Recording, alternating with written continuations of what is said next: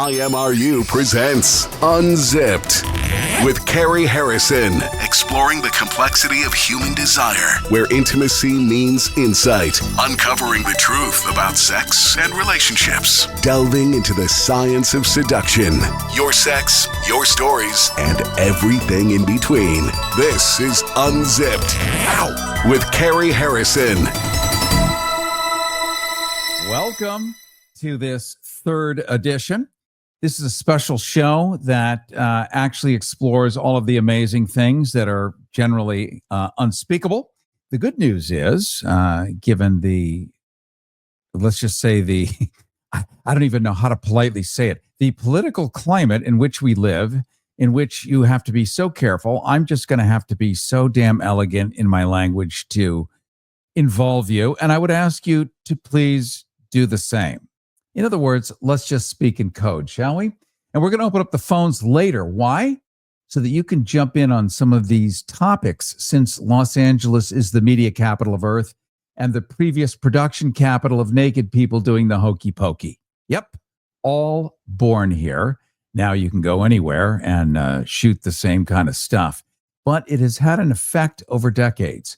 And I'm going to be speaking, like I said, in elegant code so that this topic can be fully discussed without bots and algorithms clobbering the podcast version. So we're going to use the word cornography with a K, and we're going to talk about Seggs, S-E-G-G-S. That's the new language that everybody uses online. You can always get a full version of this by going to carrieharrison.com and getting our free newsletter. That's CARYHARRISON. carrieharrison.com, getting our free newsletter where we're going to be able to offer transcripts, perspective, and pithy commentary. That's pithy, P-I-T-H-Y. Sometimes it might be the other way. Stuff we simply can't do on the radio during these times.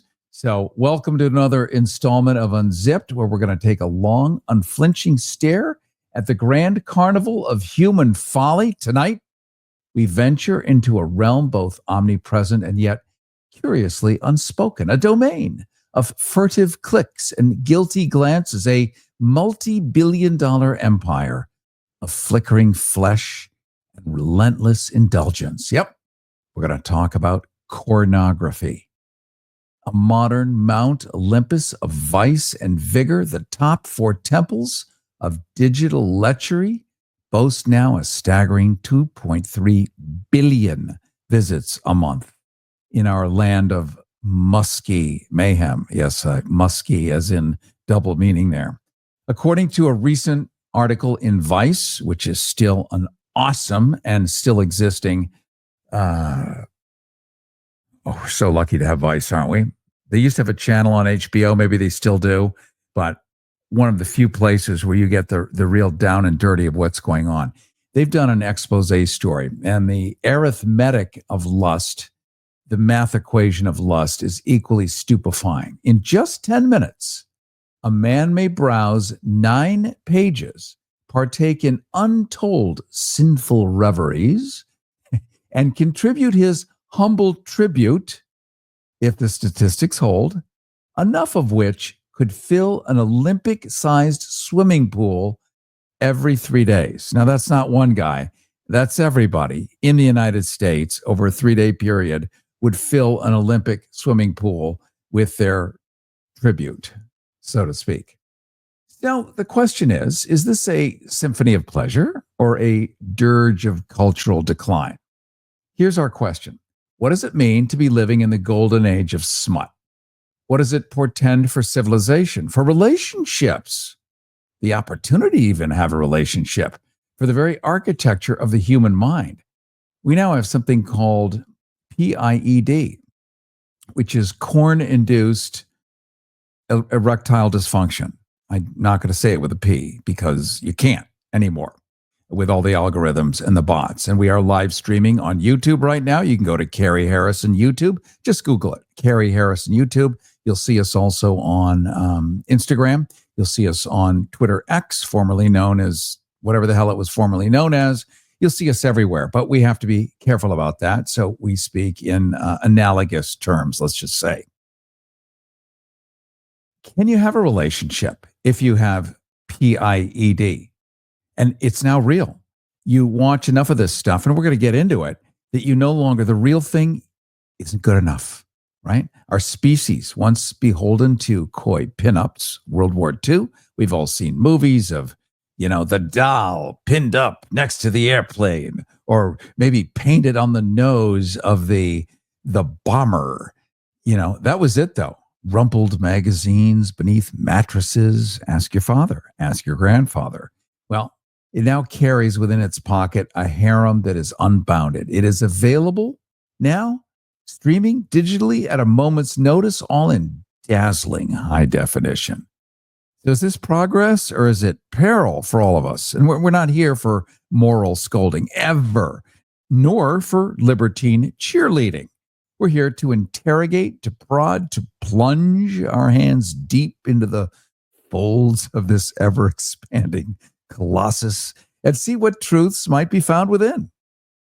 So consider with us many of these pressing inquiries as I bring out our vibrant co-hostess, the goddess Renee. Renee, so thrilled as always to have you here on Unzipped. Thank you so much for having me. And this topic is one I assure you is very near and dear to my heart. I am so excited and enthusiastic to discuss this. And, there's pretty much nobody who can really honestly claim they don't look at porn. I don't mean I've seen it in the past. I saw a Playboy when I was 15. It was my father's in his dresser drawer. All true, by the way. He kept his on a shelf in his dressing closet where he kept his suits. And, when you're the son, you figure this stuff out, because when you're going through your hormonal eruption, I don't know, where everything is in the house and you want to know. So, but today, every male does look at it. They may not admit it, but they do. And it has become a syndrome. And as a woman, I don't think you guys ogle it the same way. Am I right in saying you generally don't ogle it the same way?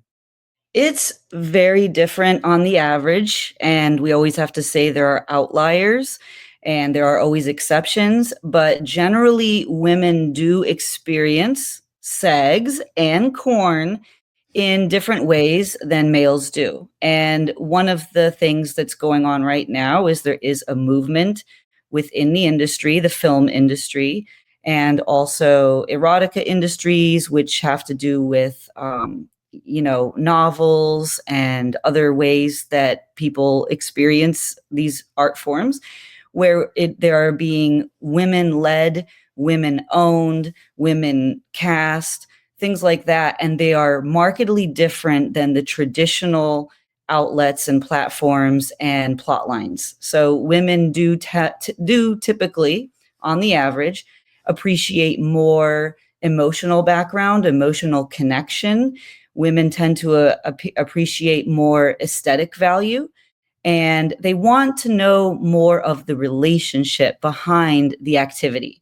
Whereas in general, male viewers are more compelled by visual stimuli that in the moment just looks really good and also looks really different. So one of the things that's also very different in the ways that men and women experience these art forms and also relationships and activities in relationships is that women over time can actually get closer to and more excited by their male partner, whereas male partners, not just in humanity, but also in different mammals and even in rats, a lot of times there's something called the Coolidge effect. And the Coolidge effect means that, and basically that men need things to be different in order to stay enthralled. So the reason it's called the Coolidge effect, by the way, is from President Calvin Coolidge. The story is well that known for, no, seriously. What did you say? I didn't mean to interrupt, but I mean, what a footnote in history Calvin Coolidge was. That's why this is fascinating. Well, from now on, you're going to think of him every time you see a chicken, because the story goes that he and his wife, Mrs. Coolidge, were visiting a chicken farm, and they got separated while there. And Mrs. Coolidge saw that there was one rooster and just going at it, being very excited by every one of the chickens, one after another, the hens. And he was very active. And she said to the chicken farm owner, "You tell my husband to come and check out that rooster. He should have some of this rooster's energy." And as the story goes, the president came over and watched that rooster go down the line, hen after hen, and then said, "Will you tell Mrs. Coolidge that there's more than one hen?" And so the Coolidge effect is, and it has been documented, which is that males tend to need difference. So where does Korn with a K fit in with this? Well, it fits in because one of the things that the industry has really capitalized on is the male need to see things that are different. And now you can have this Seggs on demand. You can have differences in visual stimuli on demand. You can just go one after another, like that rooster in the hen house, and continually stay engaged. Women actually become more engaged the more familiar they tend to be with their partner, the more they find out about them and feel safe and secure with them. And that can happen with familiarity. So it's almost in the opposite direction. Although if you guys want to Google Coolidge effect, you'll find out that they are just starting to do studies on females in all the different species and how they may or may not be affected by the Coolidge effect. There's some evidence that some females have similar needs. But where does this come in with Korn? It comes in with Korn because you have a male narrative for many, many decades being on display. And so that really does explain why right now you do tend to have more male viewers of pornography than females, because it was created for the male brain. It's like they just want to see lots of different things really quickly. They don't really care a lot about background or familiarity or the emotional stuff. And then, of course, I just have to mention the biological differences, which are ingrained in our primal instinct, which is just that clearly a Seggs experience for a female is going to be have a different risk factor than for a man.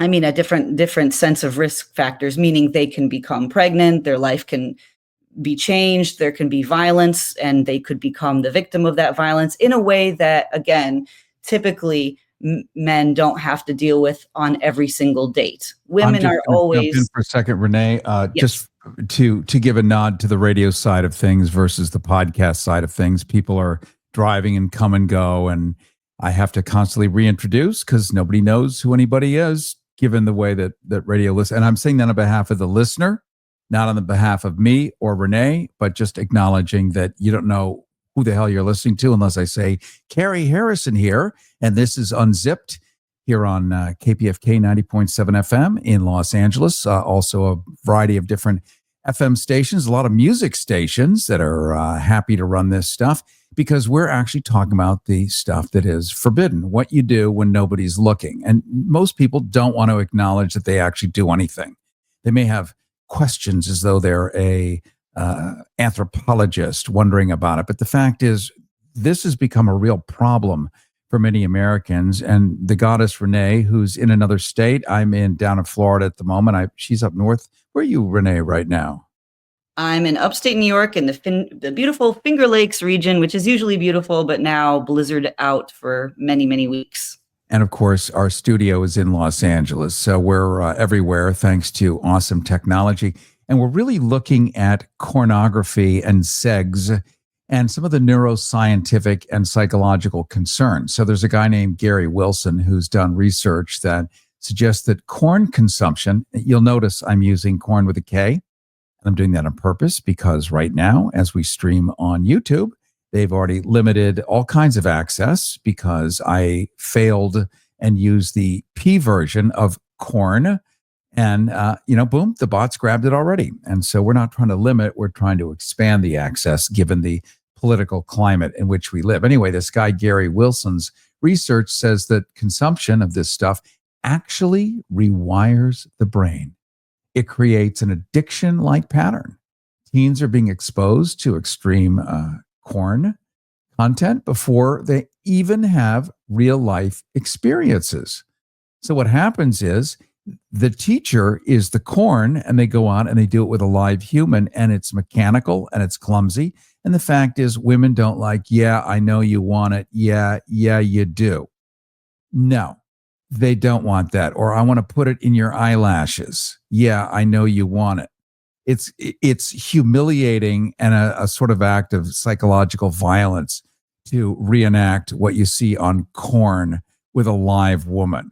It's just that who's the big customer here? It's men.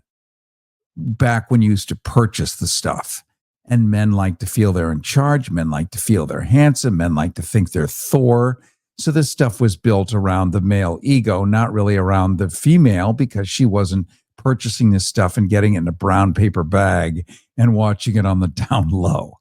So it's gotten so ubiquitous now that it's watched so much that the statistics that I shared earlier are kind of mind-numbing, that if you add up the quantity of issue over the course of 3 days, you could fill several Olympic-sized swimming pools.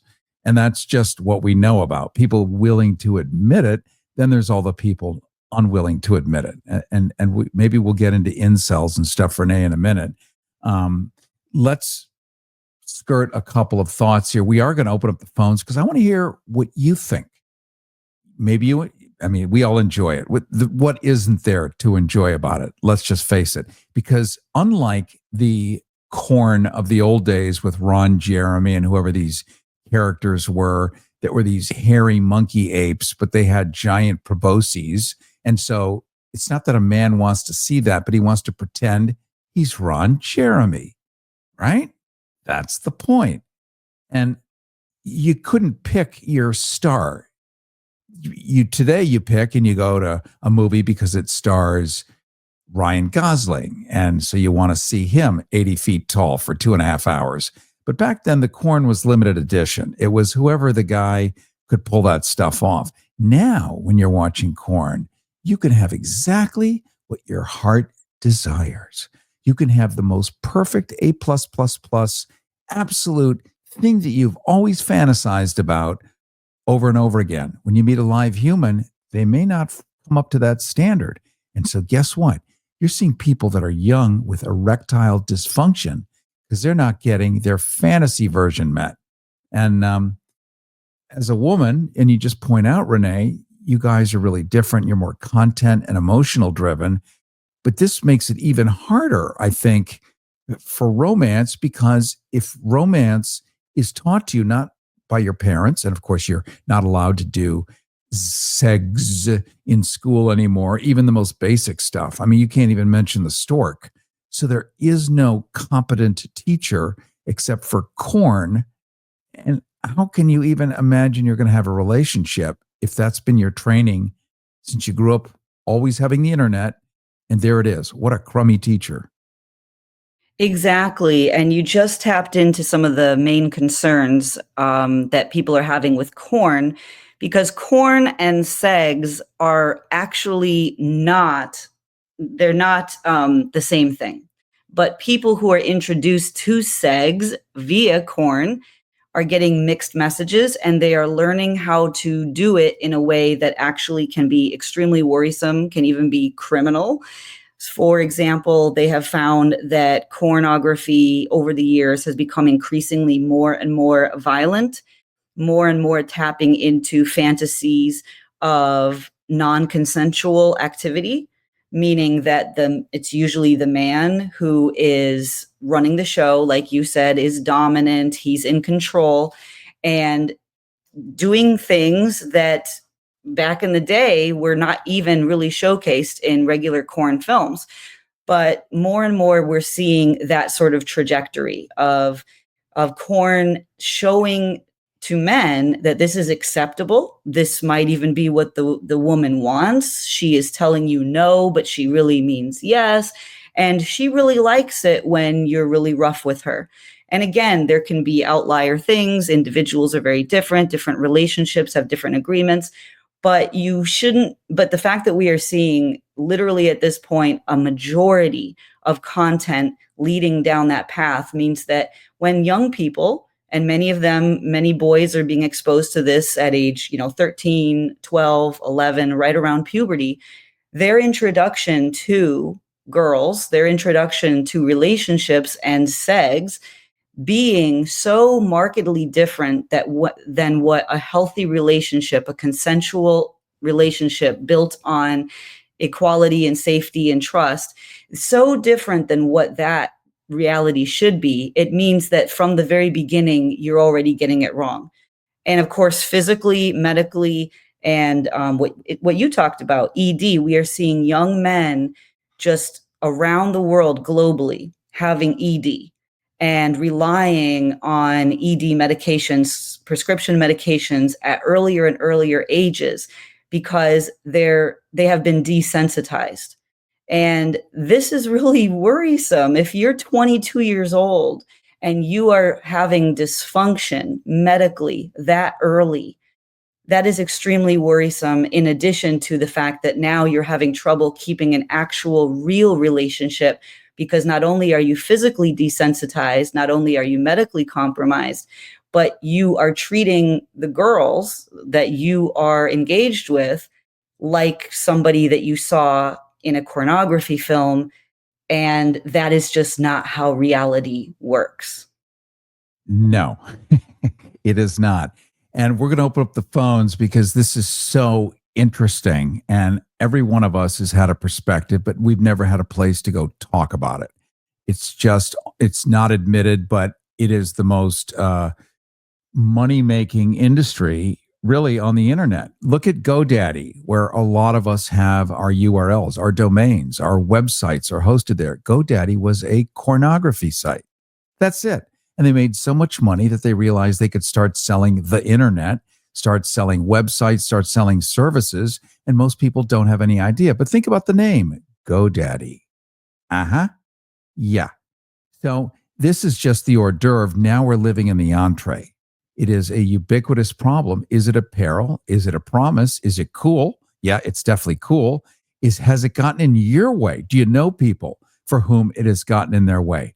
We're going to open up the lines. Your Harrison hotlines are 818-985-KPFK, 818-985-5735, 818-985-KPFK, 818-985-5735. If you're streaming online and you don't have a phone and can't figure out how to do that, you can go to kpfk.net, kpfk.net, and you'll get a link directly into our streamer. And you can jump on that way at kpfk.net. Once again, 818-985-KPFK, 818-985-5735 here on Unzipped. Taking calls next on pornography, and then we're going to get into gooning. It's a brand new syndrome. IMRU presents Unzipped with Carrie Harrison. Your sex, your stories, and everything in between. Looking to earn more money online? Well, meet Kartra. That's Kartra, the ultimate all-in-one business platform that makes it easier than ever to boost your income. With Kartra, creators, coaches, and experts can turn their knowledge and services into profits. You can create pages and funnels that attract customers, build memberships that share your knowledge, automate your business to free up your time, and so much more. Kartra has every tool you need to grow your business in one place. And the best part? It's super affordable and easy to use. Are you ready to streamline and scale? Well, head on over to rethinkingheroes.com/money for a free 30-day trial. That's rethinkingheroes.com/money for a free 30-day trial. Are you juggling multiple tools to run your online business? Well, thankfully, there's a better way, and it's called Kartra. Kartra. With Kartra, boosting your income has never been easier. That's because it's the ultimate all-in-one platform for online success, offering every tool you need to grow. Imagine building pages, funnels, courses, autoresponders, and checkouts all in one place for one affordable price. And the best part about Kartra is that you can automate anything. So it's like having a team of experts working around the clock to help you earn more. Ready to streamline and scale?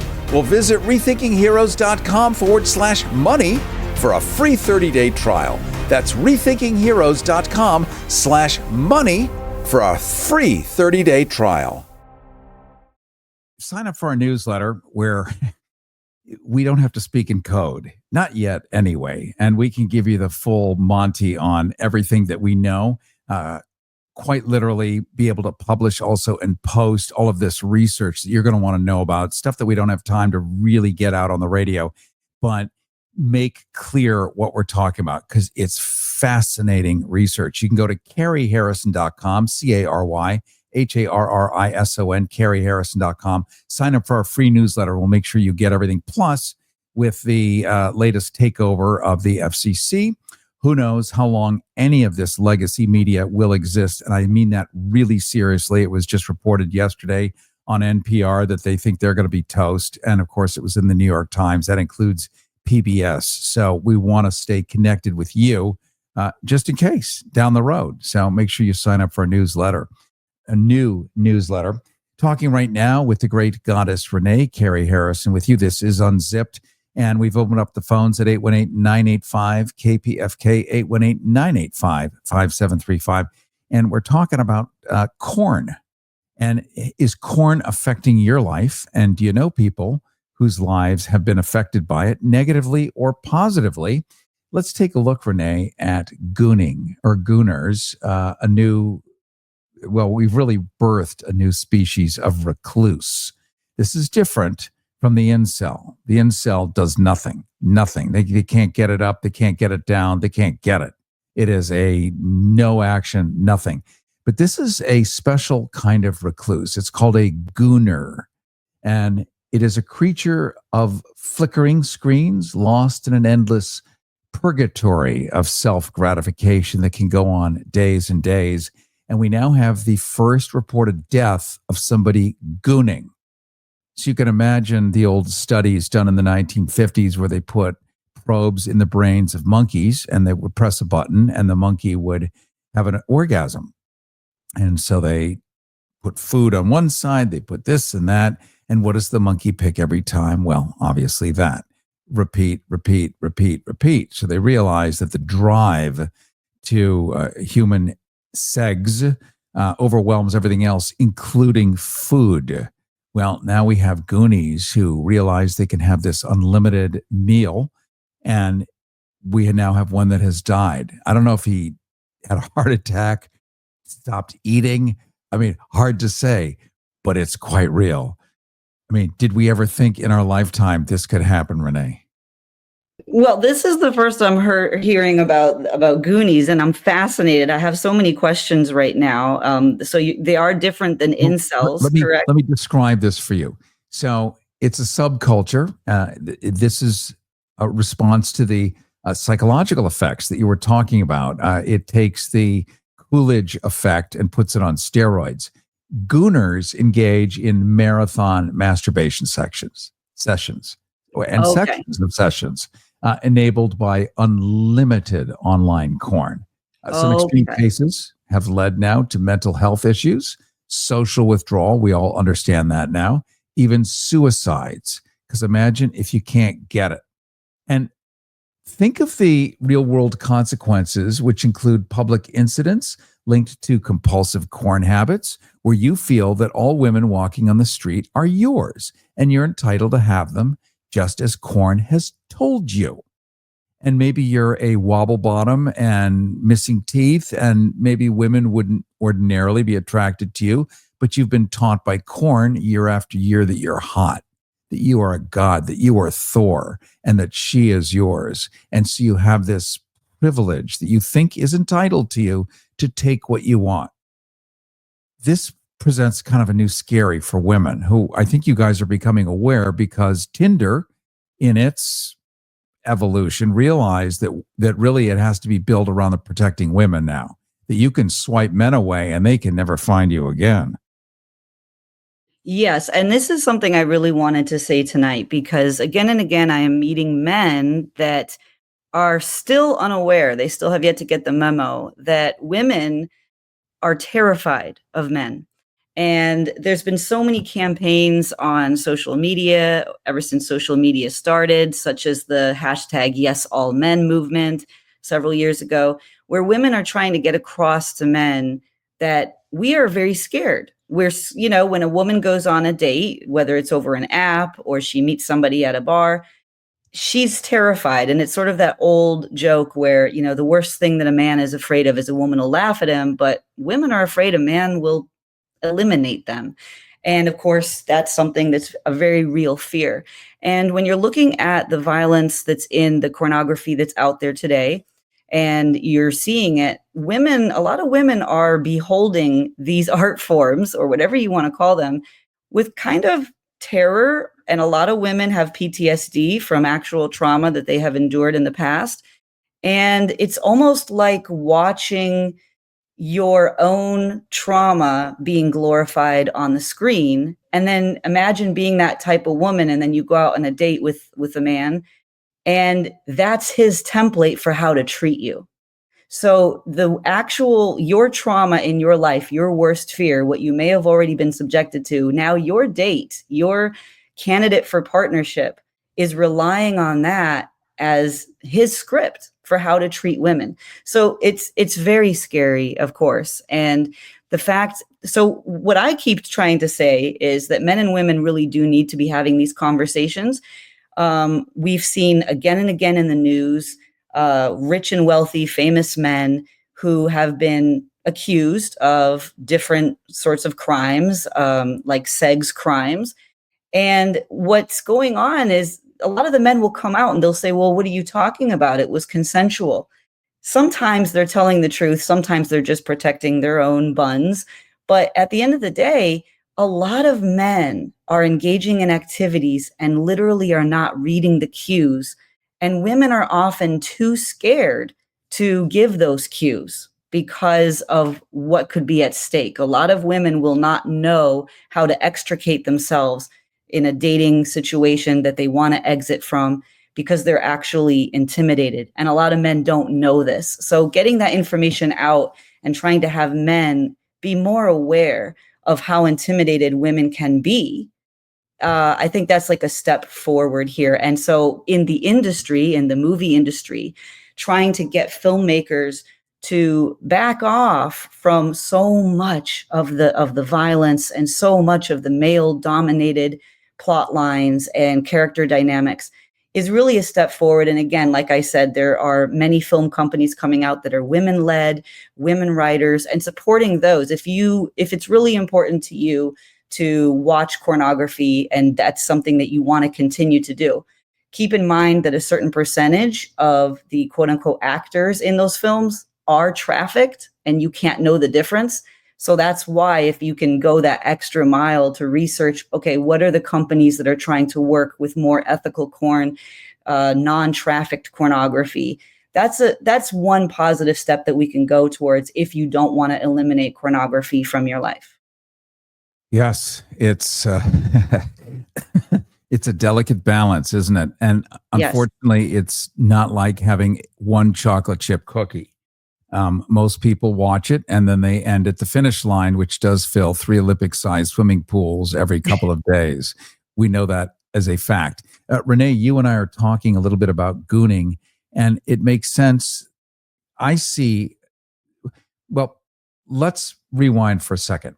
Let's take straight men and gay men, and there is a gigantic difference. Sure, it might just be a mechanical difference of who you choose to do your thing in, but experientially, it's a chasm. So the average straight guy might have in his whole life maybe a dozen women. I'm saying the average. I'm not saying, now I know there's a guy listening, I've had, 50. I'm not talking about you. The average may have 12. That's it. 5 in college, some dates here and there, gets married, whatever. The average gay guy could have literally hundreds and hundreds, because men are wired to say yes, but women are not wired to say yes because of all the things you pointed out, Renee. You can get pregnant. You can get raped. You can get clobbered. You can get disappeared. You can get trafficked. And other men generally don't have that worry. So they can just go ahead and do it. So it really is a big difference. And when it comes to Korn, I think the same outcome happens, is that everyone is trained by the same crappy teacher that's looking to market something along the way.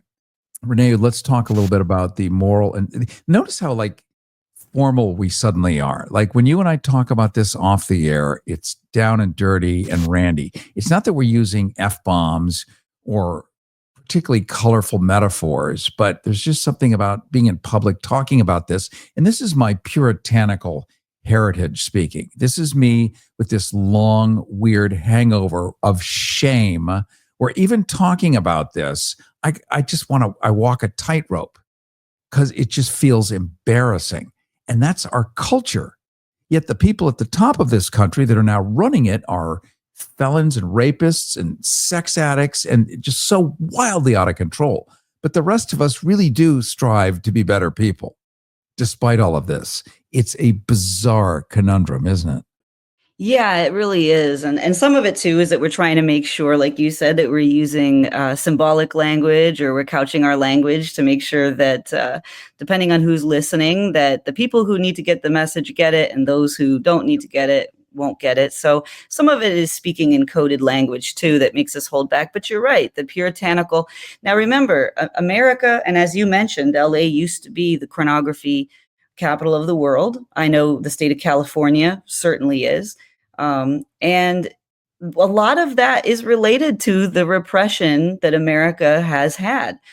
So when you repress the natural, now I'm not talking about pornography, I'm talking about your natural biological need for intimacy and expressions of sex and relationship activity. Whenever you repress that and you make people feel shame for something they can't possibly obliterate, you are going to come out with reactions that are not always healthy. And I'm not a psychologist, so I can't weigh in, but we're all used to what happens when you repress a natural biological urge that is very healthy. And that's why I wanted to make the differentiation between what pornography is, or what it has evolved to be currently, and what sex, natural sex is. In the same way that you wouldn't want to go to McDonald's every day and just subsist off of their French fries. It is the same way, and that could really have some medical issues for you if you did that every single day for years and years. We're not saying that food is bad, right? So we're not saying that sex, actually good, healthy sex that works for you and for who you are as a person and that makes you feel better, you can have as much of that as you want. But pornography, the way that it's being implemented right now, that's why you're seeing these dysfunctions, ED, you're seeing depression, suicide, like you mentioned. That's very true. There is a connection between suicide and people who have pornography addictions.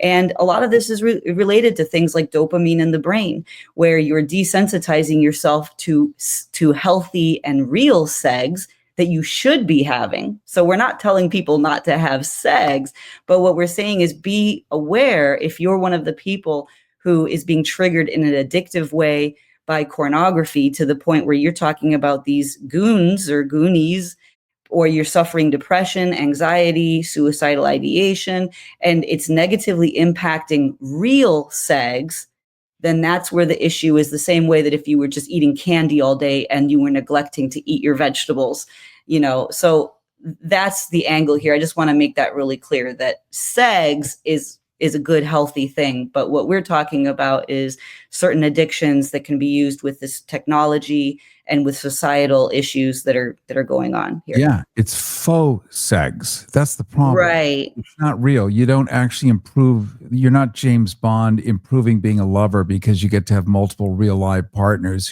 who indicate to you and feedback, you're doing great. That sucks. Don't do that. I like this. I hate that.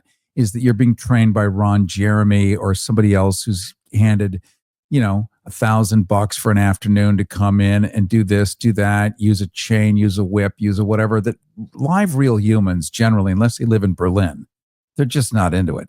Carrie Harrison with you. This is Unzipped.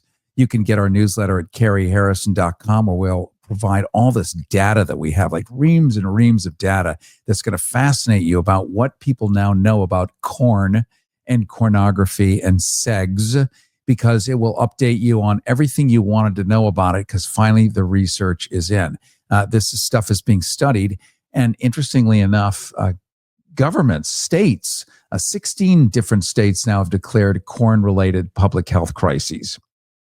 But it doesn't end there. States like Texas are requiring cigarette-style warnings on Korn sites, claiming addiction risks. And in the state of Florida, you simply cannot get on a Korn site. Nope, cannot get on a Korn site unless you tick a bunch of boxes and register. Now, it's for the children. They just want to make sure that you're over 17. But do you believe that? No, don't believe that. It has nothing to do with are you 17 or not. It's so that you can end up in a state database of being a potential, you know what? Yeah, a Seggs offender, potential. So really it's a way to formally have you admit that you've done something, thought crime or virtual Seggs crime, and then you're in a database. So beware that there's a lot of workarounds that sound like they're trying to help you. Nobody's trying to help anybody. That's the whole point of this thing. It's virtual. If you really want to have an experience, go on a live date with a live human and fall and get up and, figure it out. But that part's hard too, because what person can even have a conversation over a dinner table anymore? It's too frightening. Everything is frightening. So we'll get into like some solutions and workarounds because it is such a conundrum. I want to remind you, by the way, that we're using code words here because the algorithms and the bots, as we are live streaming on YouTube, live streaming on Instagram, live streaming everywhere else, they have already clobbered us for using the actual real word. So we're using Korn and Seggs, S-E-G-G-S, and we all know what that means. And it's the way we're getting around this and the way we're able to discuss this in these modern times. I remember doing radio in the 1990s where you could pretty much do and say everything and people were really straightforward and we just didn't have these complex problems. But here we are, besieged by AI, besieged by bait and switch, besieged by propaganda like we've never seen before. And these simple human experiences are now anathema to our condition. And we have entire generations literally trained by people getting paid to do performance art. And that's what people think is real. And then people are too afraid to meet up. In Japan, we have entire segments of the population that will not touch each other. Boys and girls will not touch each other. And therefore, I think boys and boys probably don't touch each other too, because they're all in the same world. Okay? Here's an important message from the US Med Diabetes Solution Center. If you have diabetes, you know the pain of pricking your fingers. But now, by wearing a small device called a continuous glucose monitor, or CGM, you can reduce your pain right away.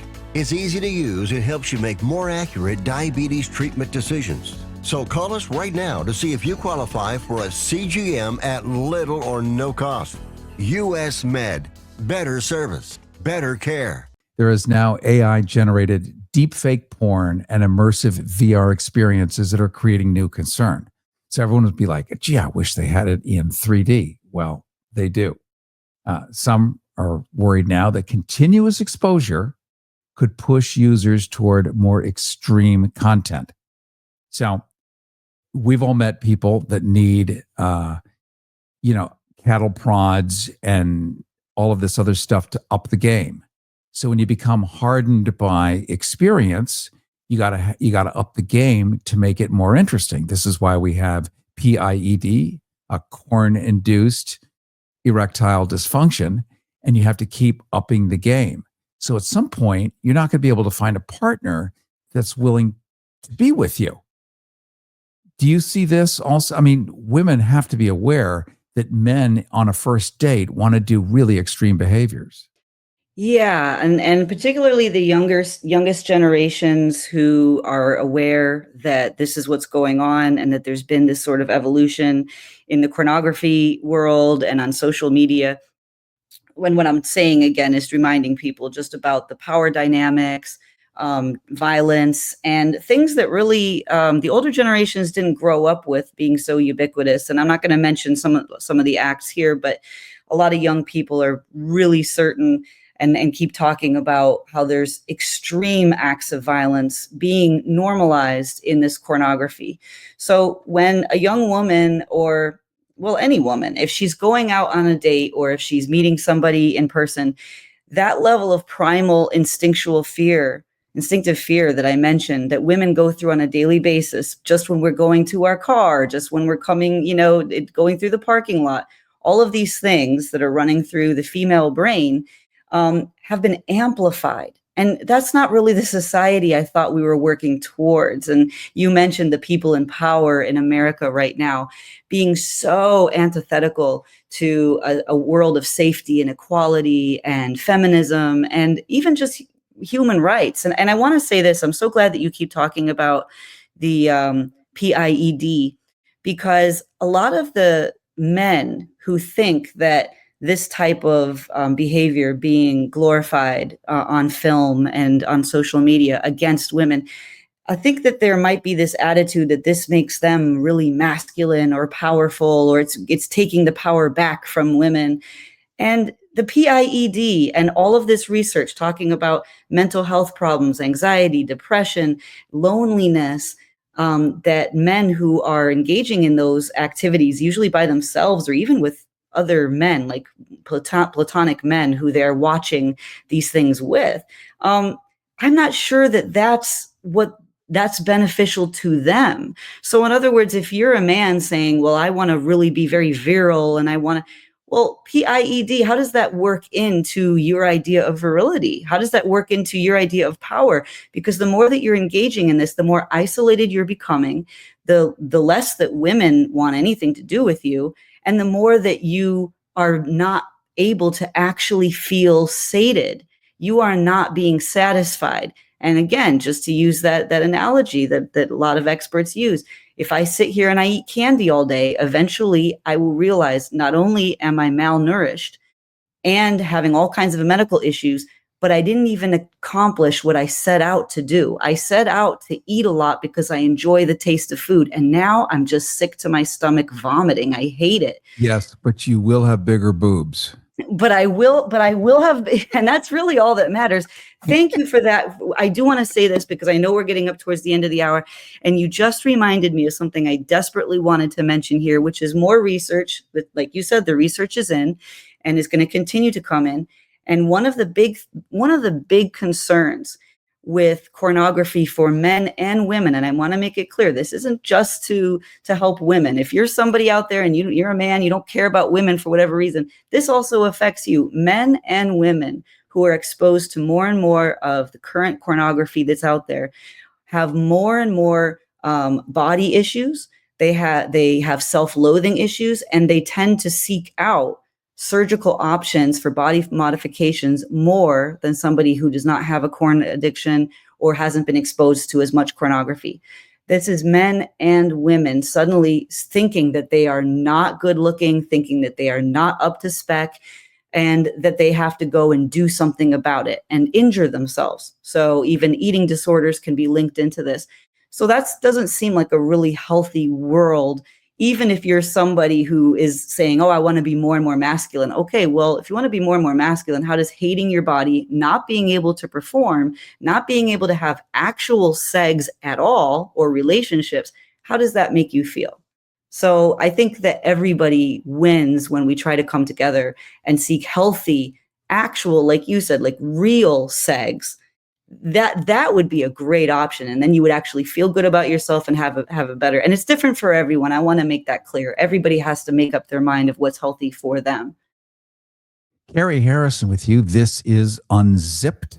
You can go to carrieharrison.com, sign up for our free newsletter. We're going to include all of the research that we have. It's probably a 10-minute read, but it's fascinating what they have discovered about this. We're touching on some of the finer points here and also offering some thoughts on how to make life easier and, how to navigate the world of romance, dating, Seggs, and Korn, which everyone is going to consume. But if it has consumed you, you might be too embarrassed to talk about it. You might not even know it, and you might feel that you've got this proxy for a live human. You've got it all figured out.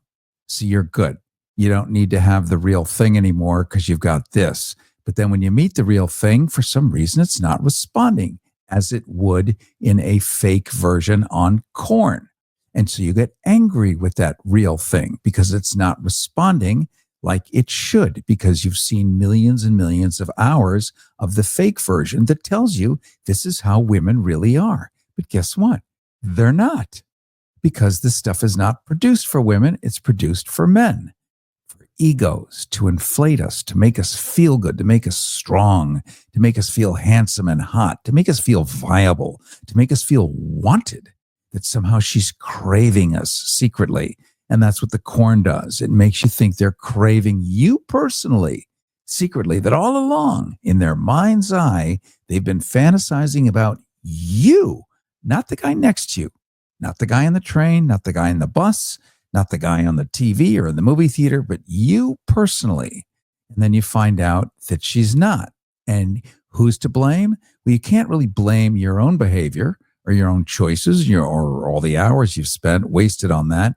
But there's something deficient or wrong or broken about her. So maybe you want to take it out on her. And women are onto this. They listen, they're smart. They are smart and intuitive. They know stuff. And they have thousands of years of this experience, by the way. After every war, after every skirmish, after every argument, they know that they're vulnerable as hell. So they've got one eyeball roaming. And we'll finish up as we're kind of coming to the end here. Renee, and thank you for being like transparent about this. And I'm also like standing at the end of the high dive here. But isn't the most amazing thing really is making out? Really. The rest of it's great, but good making out, there is nothing hotter. That's a great point. I'm glad you said that, because that dovetails immediately with what I wanted to say, which is that, first of all, I want to say this to heterosexual men.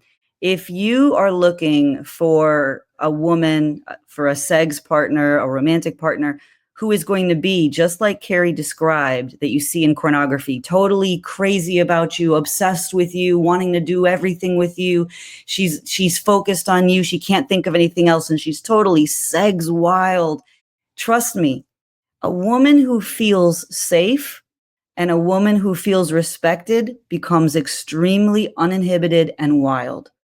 But what happens when she feels intimidated is she will close, she will batten down the hatches, and she will not want to explore. She will not want to do any of that because she's terrified. So it really works in everyone's best interest if you are investing emotionally, if you're being transparent and vulnerable and talking to her and making that emotional connection. What you're doing is you're investing in satisfaction for both of you. It actually enhances that. And that's something that pornography hasn't taught. And so pornography has really, a lot of it has been lying to men about what makes a woman crazy. Look, women love sex just as much as men. And to pretend that we don't is not a good thing to do. Women need to be fulfilled sexually just as much as men. And the way to get both of men and women on the same page is exactly what we're talking about here. And Carrie's talking about making out, that exploration, that sort of tentative getting to know you physically, and what do you like? What all of that, you're not going to see that in a lot of pornography. But that's what actually opens these doors of exploration and innovation. And you will feel very, very excited. That is much more interesting than just sitting around with your guy buddies, scrolling through the social media pornography stuff. You know what I mean? And then you'll feel really good. Trust me, you'll forget all about pornography if you have a relationship like that. You know, it's interesting, Renee. My ex is a twin. His twin brother is straight. He's not. Guess which one is my ex? I know. You got to think about it. It's a math problem. And his straight brother has PIED, Korn-induced erectile dysfunction. It's like, I said, is this real? I mean, seriously? And I was thinking, how much would you have to do to literally not be able to function anymore? Like it's mind numbing, but it's not that much because the pool of candidates of women that are single and available and ready to go is tiny. You know, women are coupled, women are this or that. Who knows? And, you know, in the universe of men, there's thousands of single men ready to go at any moment in every bar, everywhere. But women, it's a small pool. So for him to have his ideal fantasy woman, and then the real pool of women is smaller and maybe don't reflect that, it's a different kind of shock and awe. All that to say, we're down to the last minute, I think. Hey, Wendell, how much time do we have left, please? I want to make sure that we go out on time here. I want to thank you, Renee. Thank you so much for jumping in like this with me. And you're here what do we do this? Every couple of weeks now? Yeah, Here. every 2 weeks. Yeah. Unzipped. And thank you for talking about this. Awkward and cool all at the same time. Get our newsletter. We're going to publish all of the research and data. We touched on it today, but there's like so much to know. And if you're worried about this, or if you have friends who maybe participate a little too much and seem to be having these problems, you're going to want to know about it because it also helps you manage this thing a whole lot better. You can go to carrieharrison.com, carrieharrison.com, CARYHARRISON. Get our free newsletter. We're going to publish all of this stuff and make sure you get it all. This has been Unzipped. Renee Yawarski, the goddess Renee. Thank you so much. I love and worship on bended knee, brilliant, intelligent women. That to me is hot. And we'll talk another time about sapiosexuality, because that's where your brain gets fired up as much as the rest of you. Thank you so much. I look forward to seeing you all next time. IMRU presents Unzipped with Carrie Harrison, exploring the complexity of human desire and everything in between.